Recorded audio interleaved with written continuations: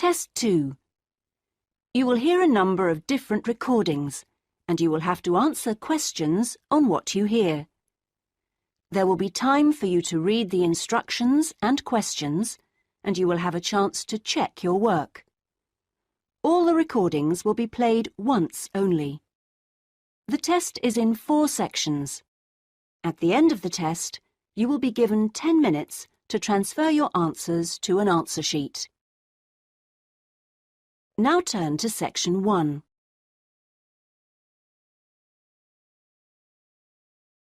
Section 1. You will hear a woman calling a local museum about children's art and craft workshops. First, time to look at questions 1 to 5.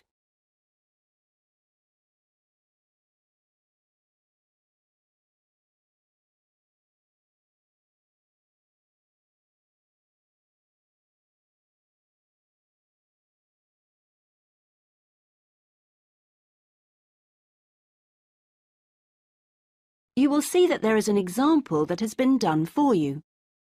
On this occasion only, the conversation relating to this will be played first. Good morning, Sidmouth Museum. Can I help you? Oh, yes. Good morning. I'm interested in the children's workshops, and I'd like a little more information, please. Do you mean the art and craft workshops?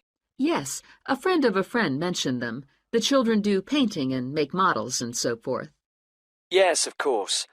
Where to begin? First of all, you probably know they run every Saturday.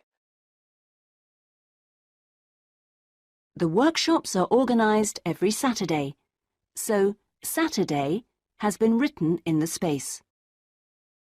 Now we shall begin. You should answer the questions as you listen, because you will not hear the recording a second time. Listen carefully and answer questions 1 to 5. Good morning, Sidmouth Museum. Can I help you? Oh, yes. Good morning. I'm interested in the children's workshops, and I'd like a little more information, please. Do you mean the art and craft workshops? Yes, a friend of a friend mentioned them. The children do painting and make models and so forth. Yes, of course. Where to begin? First of all, as you probably know, they run every Saturday. Fine. And what about ages? Well, all ages from 5 upwards are welcome, though we do ask that children below 8 years of age are accompanied by an adult. Fine, that wouldn't be a problem. What about cost? Well, I think you'll find them very reasonable. It's £2.50 a child, with 80 pence off for 2 or more children from the same family. Oh, yes, very reasonable. And are they held in the main museum? Not exactly. They're nearby. Could you give me the full address? I don't know the area very well. Yes, it's Winter House. Right. And that's in Tamer Street. Could you spell that, please? Yes, Tamer Street. Lovely. And I do need to tell you that there's a security entrance. So you need to press the green button for someone to let you in. Don't press the red button, please. But don't worry, it's all clearly labelled. Okay. And one more question. Is parking available nearby? We're driving in from out of town. Your best bet is to leave your car at the back of the library. On a Saturday morning, there are plenty of spaces there. It's right next door to the museum. And can I ask about booking places? Yes, and I must tell you, you really should book by calling the education department here. Oh, I'm sorry. Should I have rung them instead of the main museum number? No, that's fine this time. Please don't worry. But for future reference, I'll give you the direct number. It's 200-765. Great. I've got that. Before you hear the rest of the conversation, you have some time to look at questions 6 to 10.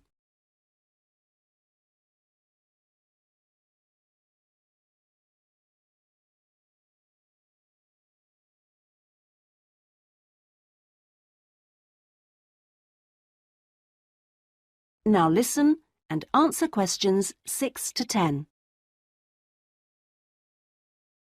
But I'm very happy to give you information about the next two workshops. On Saturday the 16th, there's building castles. Oh, sounds great. This involves quite a bit of glue, so just make sure the kids are in old clothes. I know, ones I don't mind getting mucky. Exactly. And if possible, could you bring along bottle tops, which the children might be able to use in the models, as decoration? We'll certainly try to find some for you. That'll be the 23rd, won't it? Yes, that's right. On that day, it's what we call undersea worlds. This is where they make scenes with fishes, underground caverns, and so on. Is that likely to get very dirty? Lots of paint splashes? Not really, so we don't recommend any special clothes for that one. But if you could search out some silver paper to bring along to use in the sessions, it's shiny, it looks like water, that'd be great. Yes, of course. We'll see what we can come up with. Well, thank you ever so much for all your help. The sessions sound really good, and I'll certainly book up for the next two. Lovely. Thanks very much for ringing. Bye. Bye-bye. That is the end of section 1. You now have half a minute to check your answers.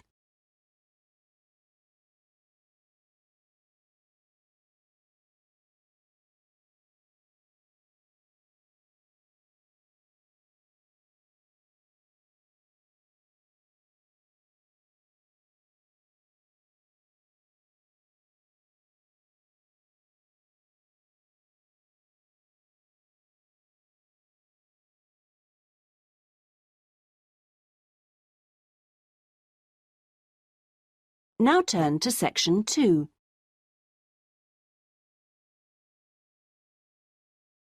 Section 2. You will hear a customer services official giving information to a passenger at a railway station in a town called Trebirch. First, you have some time to look at questions 11 to 17.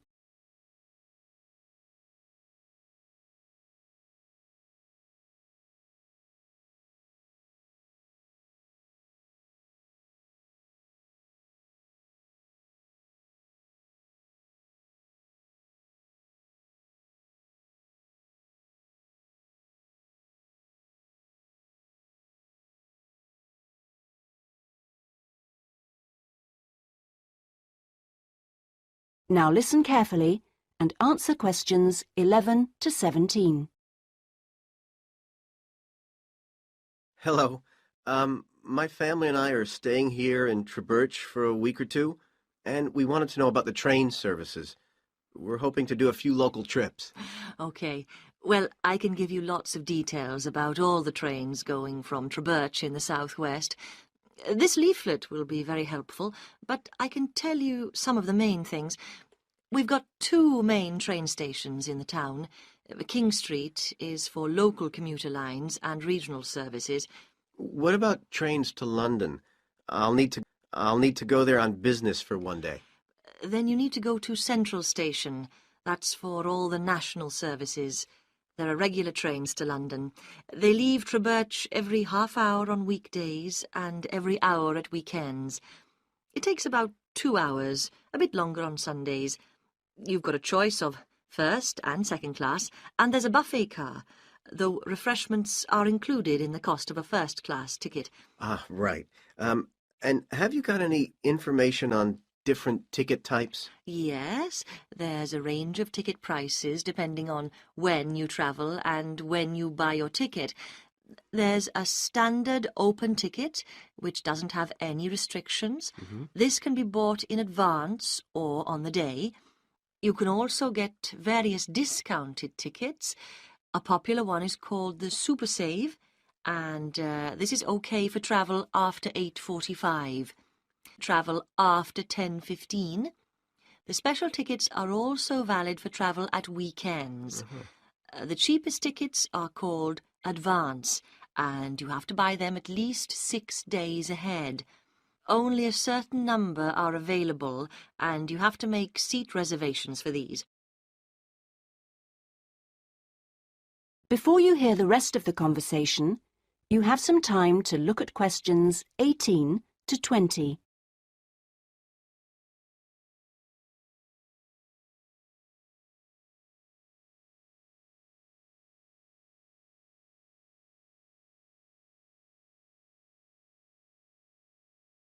Now listen and answer questions 18 to 20.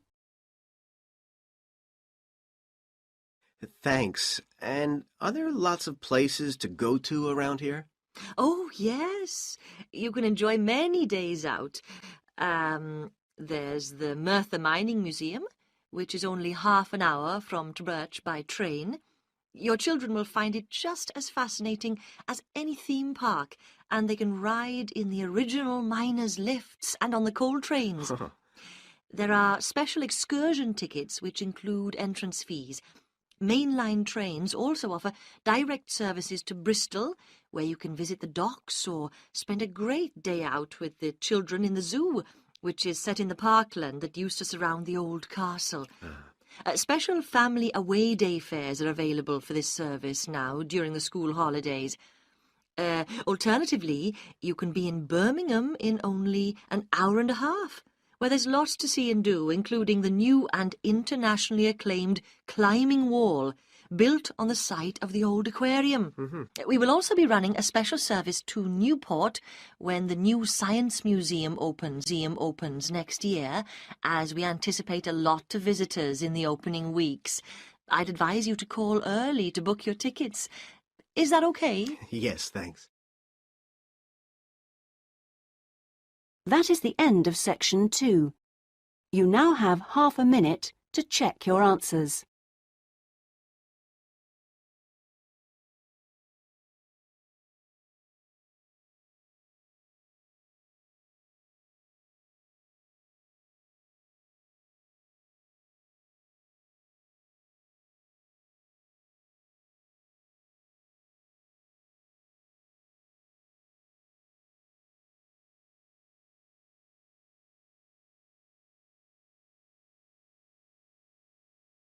Now turn to section 3.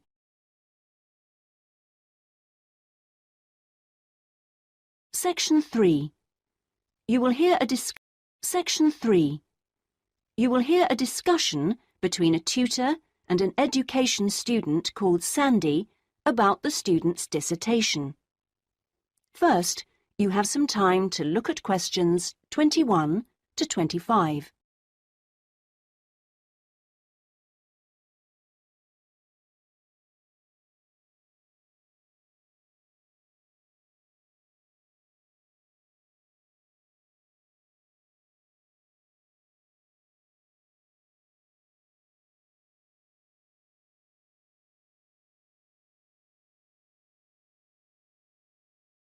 Now listen carefully and answer questions 21 to 25. Hello, Sandy. How have you been getting on with your dissertation? Fine, and I've been working hard on the various action points we agreed on our last tutorial. Do you want to talk me through what you've done? Yeah, sure. Well, we agreed on 3 main targets for me to aim for.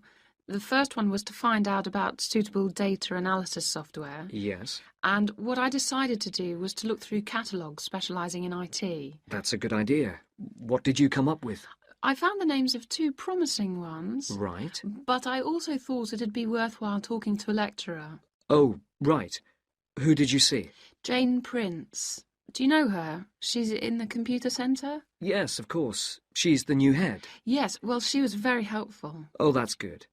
Did she suggest anything in particular? Yeah, she recommended software called VVAT and said I should book up for a couple of practice sessions using VVAT. Great. I'm sure you'll find them useful. And, of course, the second target was to draw up a survey checklist, which Yes, you emailed me it last week. Have you had a chance to look? Of course.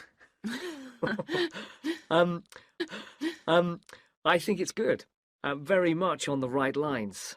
I'd say your first 2 sections are spot on. I wouldn't suggest that you change anything there, but in section 3 you really do need to have questions on teaching experience. Yeah, I was thinking that section looked a bit short. Right. And my third target was do further reading on discipline. Oh, yes. I mentioned a couple of writers, didn't I? Yes, well, I got hold of the Banerjee, and I thought that was excellent, but I'm afraid I didn't manage to get hold of the essays about classroom management. You know, the ones by Simon Erickson. The bookshop said it was out of print, and the library doesn't have a copy. Oh, right. And I'm afraid I've lent my copy to another student. What I suggest you do is try the library again. This time apply for it through the service called Special Loans. Have you done that before? You're entitled to 6 books a year. Yes, no problem. That's what I'll do. So, lots of useful... Before you hear the rest of the conversation, you have some time to look at questions 26 to 30.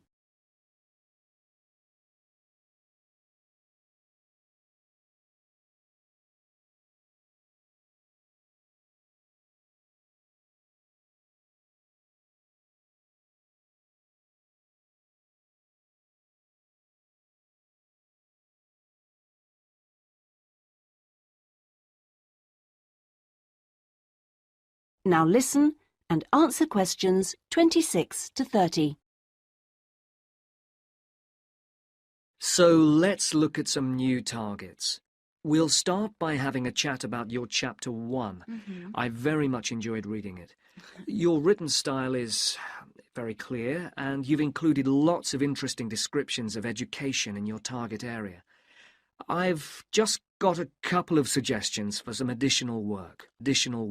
Of course. Could I just ask, what do you think I should call it? Well, I'd go for something like context review. What do you think? Well, short and to the point. Exactly. Now, as regards specific areas to work on, I'd be quite interested to have a few more statistics about the schools in the different zones. Oh, that wouldn't be a problem. I can get them from the internet. Great.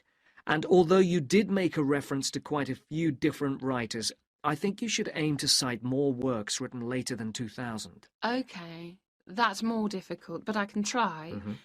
When do you want that done by? Oh, it's not urgent. I should aim for the end of term. But in the meantime, I think you should also be thinking about Chapter 2. Should I be drafting it already? No, but I think you should note down its main sections. Yes. You know, I always find that the hardest part... I always find it helpful to put some ideas on index cards. Yeah.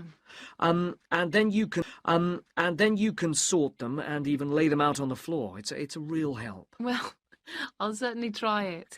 When would the deadline be for that? My advice would be to get it done before you embark upon the research. You can always change it later if you need to. Okay, I'll get going on that then. That is the end of section 3. You now have half a minute to check your answers.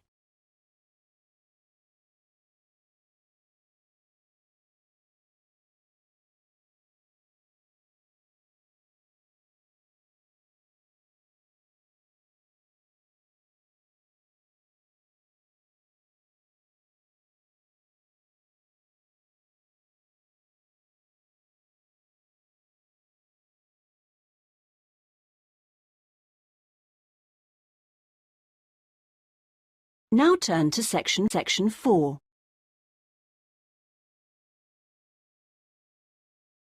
Section 4. You will hear part of a lecture about the history of moving pictures. First, you have some time to look at questions 31 to 40.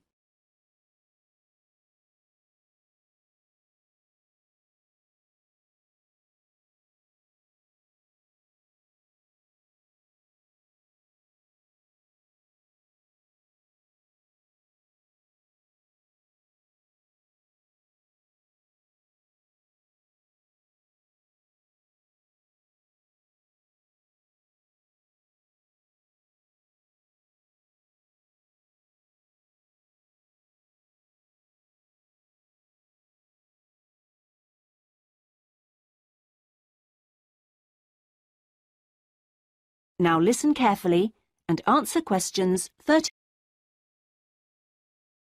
Many believe that the story first began in America in 1877, when 2 friends were arguing over whether a horse ever had all 4 feet, or hooves, off the ground when it galloped. To settle the bet, A photographer was asked to photograph a horse galloping, and the bet was settled because you could see that all the hooves were off the ground in some of the photos. What was even more interesting was that if the photos were shown in quick succession, the horse looked like it was running. In other words, moving pictures. The person who became interested in taking the moving pictures to its next step was the famous American inventor Thomas Edison. Actually, he didn't do the work himself, but rather asked a young Scotsman in his employ to design a system, which he did. Now, this young, because the first thing he did was study other systems, primitive as they were, of moving pictures, and then put all the existing technologies together to make the first entire motion picture system. He designed a camera, a projection device, and the film. The system was first shown in New York in 1894 and was really very popular. Apparently, people lined up around the block to see the wonderful new invention. There were, however, a couple of problems with the system. The camera weighed over 200 kilograms, and only one person at a time could see the film. Well now, news of the new system in America traveled fast, and a number of rival European systems started to appear once people had heard about it. The single problem with all the systems was they couldn't really project the film onto a screen. You know, so more than one person could see it. Then in 1895, 3 systems were all developed, more or less at the same time and independently of each other.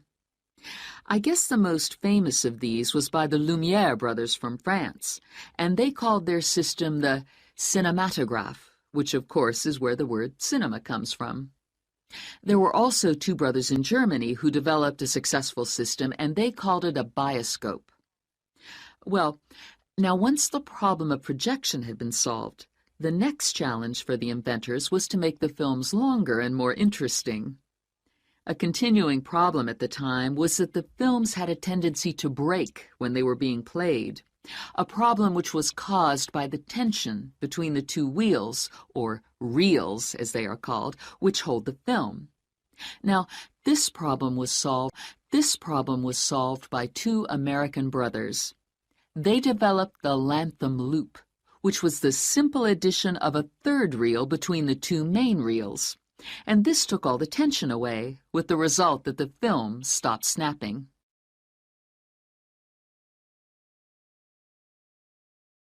So now there was a real possibility of having films of more than 2 or 3 minutes. And this led to the making of the Great Train Robbery, the very first movie made.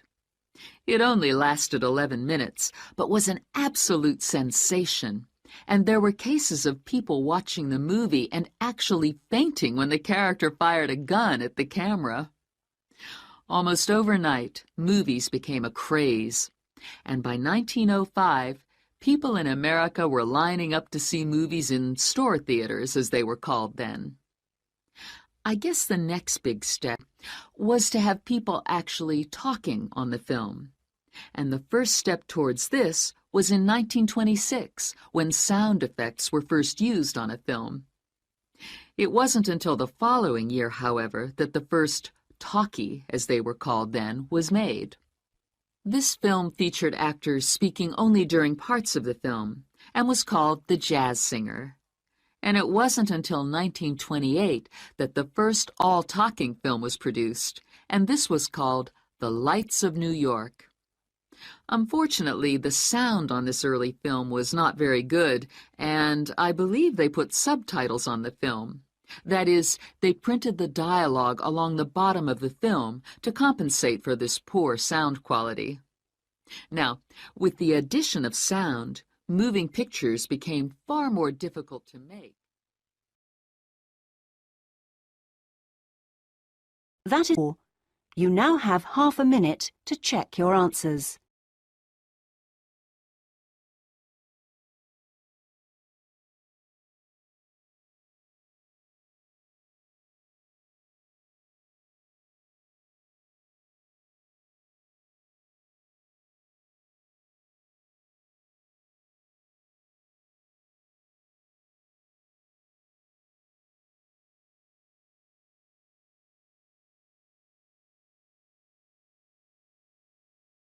That is the end of the listening test. In the IELTS test, you would now have 10 minutes to transfer your answers to the listening answer sheet.